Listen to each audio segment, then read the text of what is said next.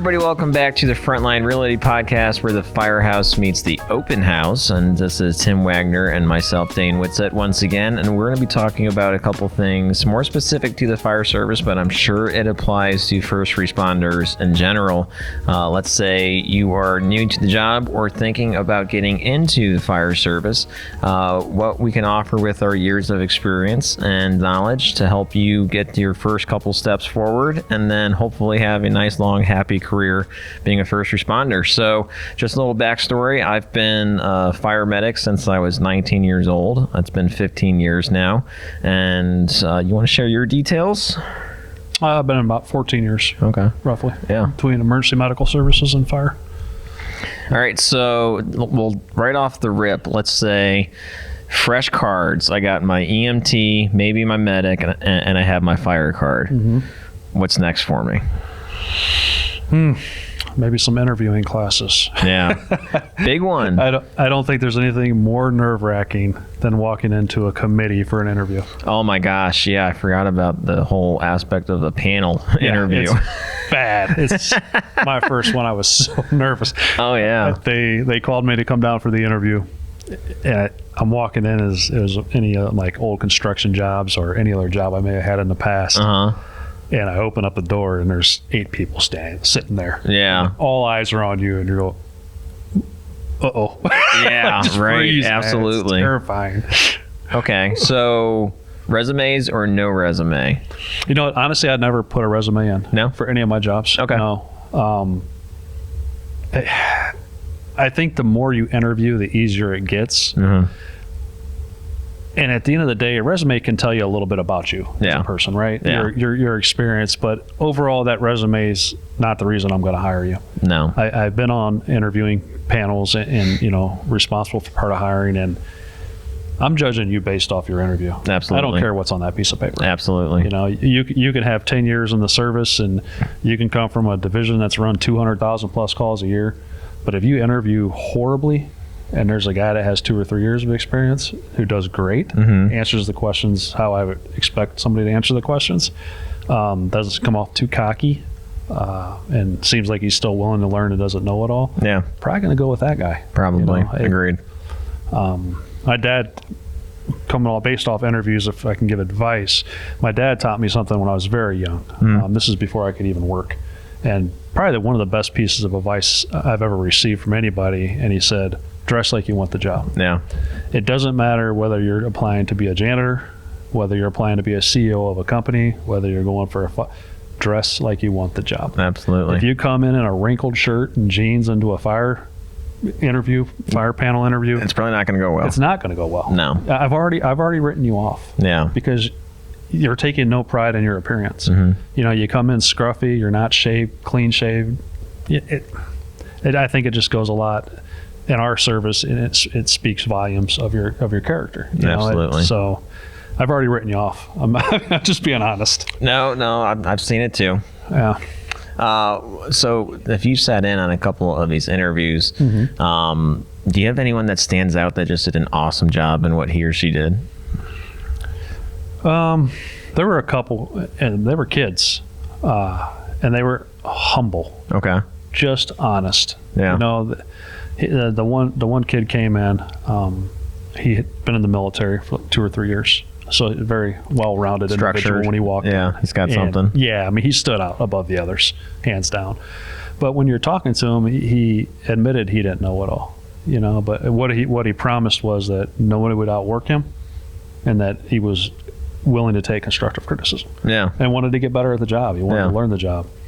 And not saying that it's a must, but everything was yes sir, no sir, yes ma'am, no ma'am. It was just a very high level of respect he showed to people that had been there longer than him. Yeah. He really stood out. I think manners, politeness, and having a military background obviously doesn't hurt. I mean, you're coming in as a different individual, and you definitely stand out. I agree with that. Okay, let's go to interview went well. You got the job. Mm-hmm. First day in the fire service. Oh yeah.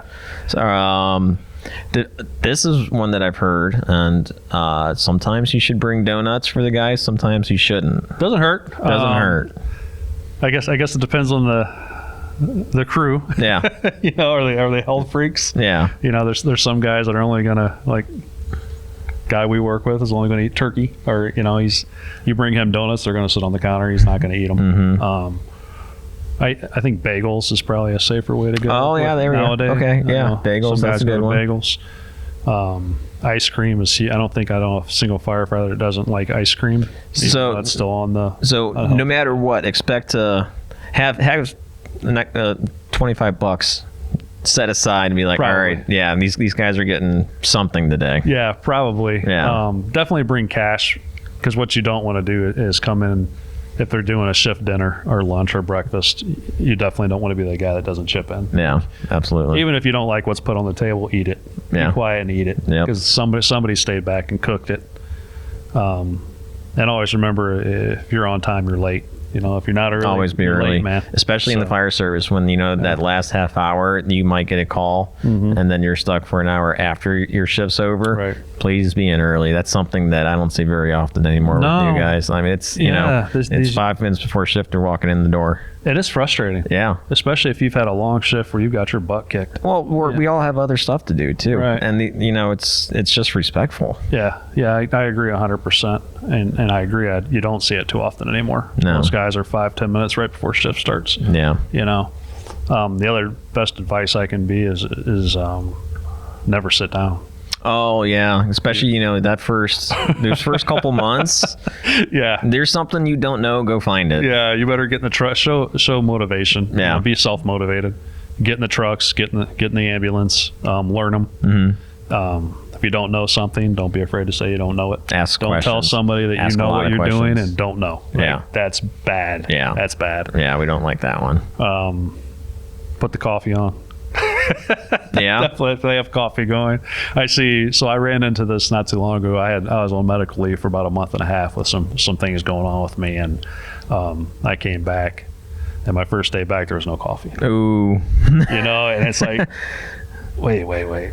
The younger guys don't drink coffee. Yeah, they don't. They're all energy drinks. It's all energy drinks. So I don't know if coffee is like a thing going to the side, or maybe it's just my certain department, but I've noticed that this younger generation are more into the energy drinks. Yeah, absolutely. Pre-workout and things like that. So have coffee for the older guys, man. I would appreciate it. Me too. I'm a coffee guy. Me too. Love me some coffee. Yeah. Condiments. Don't forget about condiments. Okay, yeah. Use the last ketchup. So replace it. Yeah, if you use something, make sure you replace it. Or I know there's kind of the rule, no name, fair game. But, I agree. Yeah, I agree. But ask questions when it comes to guys' food. Like you can, I love this. You can leave $20 on the counter on your first day of work, and in a year that $20 is going to be sitting in that exact same spot. If you have leftover pizza in the fridge, it's gone. Yeah, it's so funny you say that. It is gone. So this last shift, just yesterday, I came off shift this morning. I was talking to the wife, and I had opened up the fridge, and I forget what was missing. Something I had left in there, And she goes, "Guys will just eat your food." Oh yeah. I said, "Oh yeah, savages. You're firemen, aren't you guys like respectful of each other?" I said, "Oh, we are. I could leave $100 bill on this counter. Nobody would touch it. Nope. If I leave an ice cream bar in the fridge, it's gone. Gone. You gotta fight your for name's that. not on it. That's it. No, you gotta fight for that one for sure." It's funny that people just don't understand the firehouse culture. Yeah. I love it though. It's awesome. You become a family. So. All right. So let's say new Joe running his first couple calls, probably a little timid. Oh yeah. What's some good advice to get more confident and get your skills going as a new EMT or medic? So I'll be honest. I was very blessed throughout my entire career. I've had really good mentors. But I think had I not approached it in that manner, where I was willing to listen, when I'm working with a street medic, the division I was with was like 188,000 calls a year. I had a paramedic that was my FTO, my field training officer, for those that don't know. He had 30 plus years in the streets of Cleveland. Okay. There's nothing that man hasn't seen. No, he's been there a minute. Seen some things. And if you're just willing to just eyes open, watch him, listen, and just see how he's carrying himself, you can learn so much. Oh, body language, yeah, for sure. Yeah, you can learn so much. He taught me so much about the job without even talking. Yeah. Just by watching. Watch your older guys. Yeah. The guys that have been there a while, they know what they're doing, and I think the biggest mistake that I've seen, my personal pet peeve, guys that come in and they've just attained their P card, like they're brand new paramedics, and they want to act like they know it all. You don't know anything. No, you're still learning. You don't. Yeah. Most of that stuff you're going to learn in that medic book is wayside. Yeah. 10 years into you're not going to remember half of it. Yeah. But you learn everything once you actually start practicing. Well, and they act like they know everything, and then once you get them in a hot seat in the back of a squad on a bad call, and then they panic. It's You're panic. Like, see? It's panic mode, I man. hate to say I told you so, but yeah, just listen to your guys that have been doing it a while. Yeah. It doesn't even, you don't even have to have someone to sit down and explain something to you. If you just keep your ears open and listen more than you talk. Listen to what they're saying, even if you don't agree with it. They're saying it for a reason. Yeah. And at some point, you'll learn why they said it. Yeah. They've been through it. They've seen something. Yeah. Absolutely. I just got that new part-time job up here in Fairlawn, and it's a different culture. It's a different environment, but it's also really refreshing because me being more senior at Canton Township, I don't work with a lot of senior guys. I'm working with new guys, which is great in the same sense that I get to pass on some of my information and what I've learned, but now I'm getting to get back into the world of learning from old guys again. And it's so cool because I don't know this area as well. I don't know how this area reacts to certain things and how the members of the households are, and then watching these more senior guys interact with them and me getting to learn this is why they're doing that. It's really refreshing seeing that there's still guys in the fire service who are taking time to address new guys like me too. Right. It's so cool. So let me ask you a question, because you've been in it a while. So how different is it to be in one of the older guys but you're the new guy? It's weird. Yeah. So I'm trying to do what I like to see at CT, and I think it's working because I can tell people are getting a little bit more warm to me now. It's only been a month, so I know the jury's still out on me. They don't know anything about me, but they know that I know how to run calls, and I'm learning quickly. That's as far as I know. That's what they know. You know the job. Yeah. Right. Yeah. It's great question too, because it's putting me in a spot to where I have to act a certain way, because sure, there's a lot of banter in the firehouse. I'm not saying a word because I don't know where the line is yet. Yeah, you're still the new guy. Yeah. So I'm like, I had a guy ask me yesterday, he's like, why are you so quiet? And he's like, you can talk and do stuff with us. And I'm like, I appreciate the invite, but in a conversation, you can cross the line real fast. And if you don't know where that line is, because I haven't heard anybody else cross the line yet, I'm not going to be the first to find out in my first 6 months. Right. I guarantee that. Don't want to burn a bridge. Nope. Nope. I'm going to wait. I got time. Yeah, I hear you. My wife was, it's been over the last couple of months. She doesn't like me working so far away from home. So she's been asking, there's a couple of local departments that within 10 minutes of my house that are hiring, and why don't you just go take their test and put the app in? I said, honestly, I'm too old to be the new guy.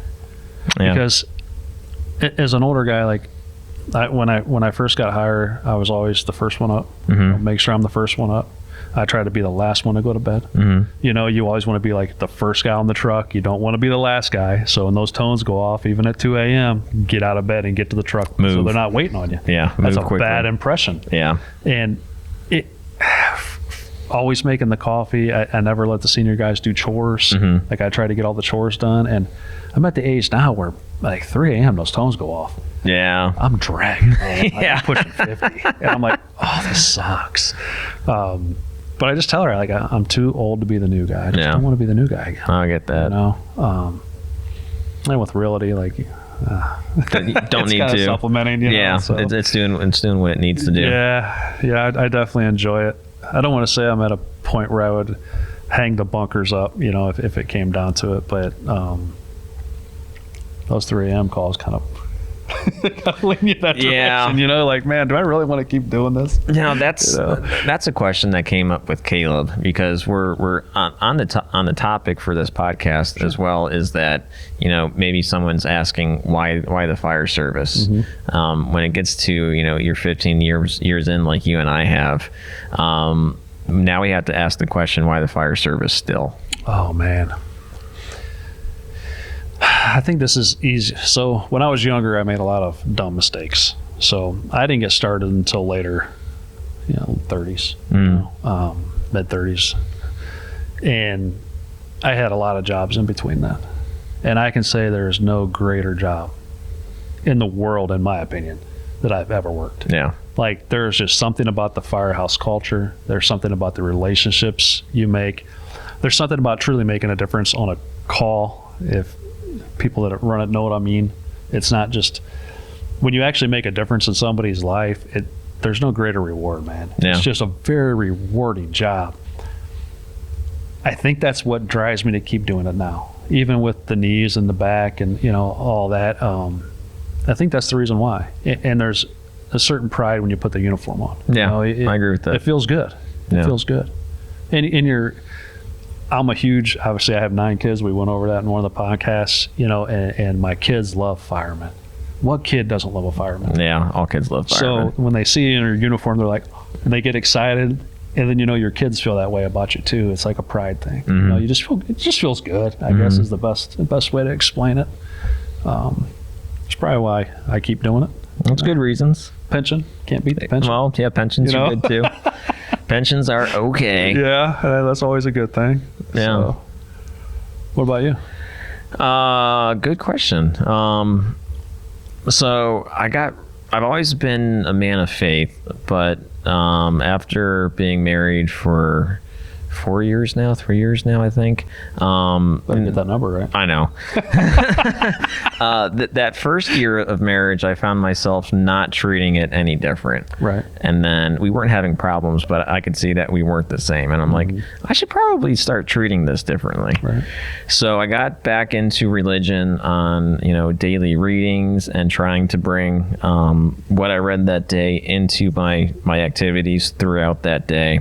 And then I had some stuff at the department happen last year, and I was ready just to walk away from the fire service. And I swear those daily readings were the only thing that kept me coming back, because it was a not understanding, but it was the steps that were in front of me through Christ that were able to get me through a lot of that.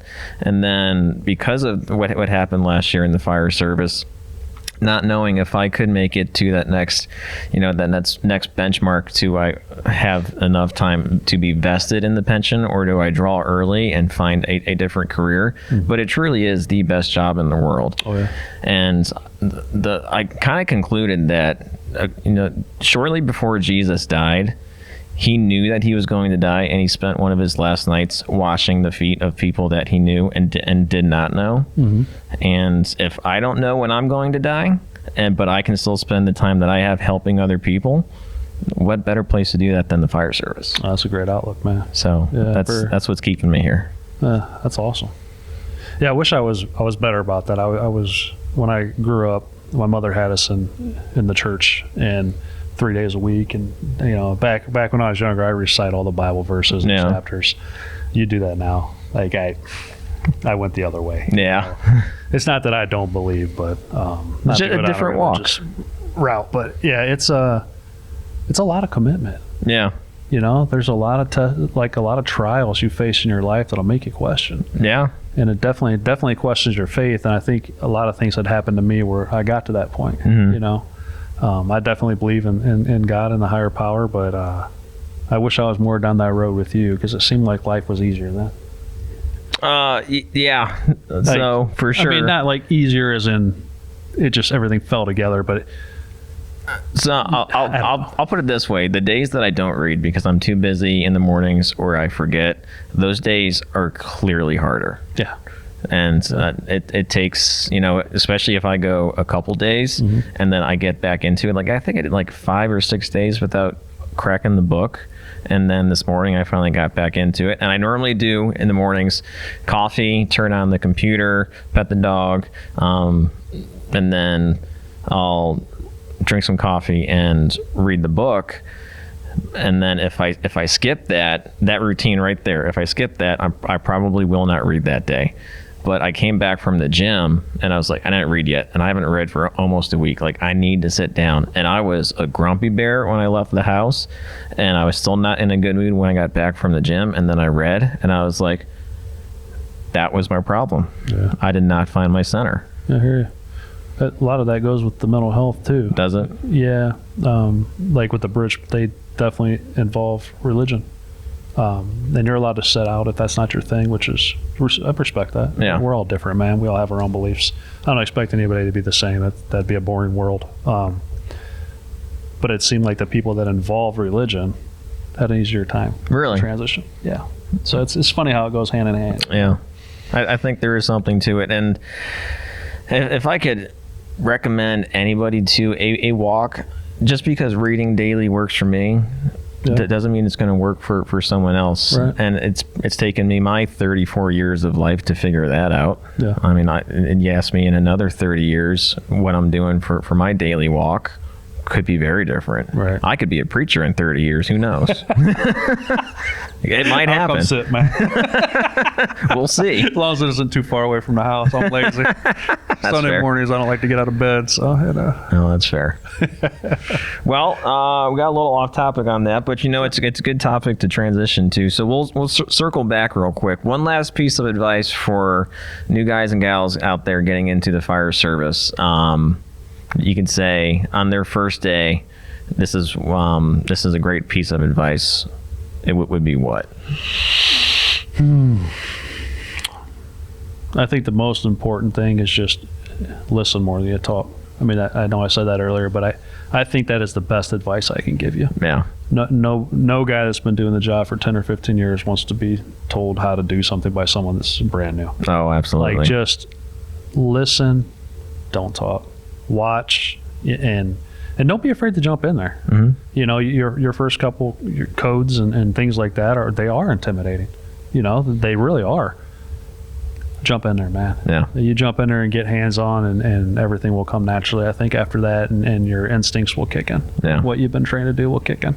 Absolutely. So. And I'll say his name because what he said was absolutely awesome. So Cody Walter. Mm-hmm. Solid hire. Yeah, I love Cody. Like, if he went anywhere, he could do that job anywhere. Mm-hmm. He asked me a question. It was either his first day at the department or was his first day on our shift. And he asked me, he's like, hey, how do I be successful here at Canton Township? What a question. Right. Like, and he was 18 or 19 when we hired him. He's a very mature kid. Yeah. I think he's 21 or 22 Is he? now, I think. Okay. He's in his 20s, early 20s. I love that kid, man. Yeah, I would take 10 of them. I just worked with him yesterday. As a matter of fact, he was on my shift. And he learns quickly, and he shares what he knows, too. He does. The only thing I don't like about Cody is you don't cook. I don't like that. I didn't know that. I take everything back. Never mind. Don't hire him. Yeah. He's a good kid. And Cody will take criticism. Yeah, he does. He's open. You can tell Cody he did something wrong, and he's not going to take offense to it. Yeah. He learns from it. Yeah. And I guess that's all you can ask for. Yeah, he takes it, which is a good trait to have. Take something personally enough to let it make the change that it needs to, but not change who you are as a person. Right. And that's what he does well. Yeah. All right, everyone, thanks for watching. Since the flavor of this podcast is a little bit different from the last one, I hope you guys have a quiet night. Very quiet night. Take care. Fun. Dude, I love Cody. Oh, he's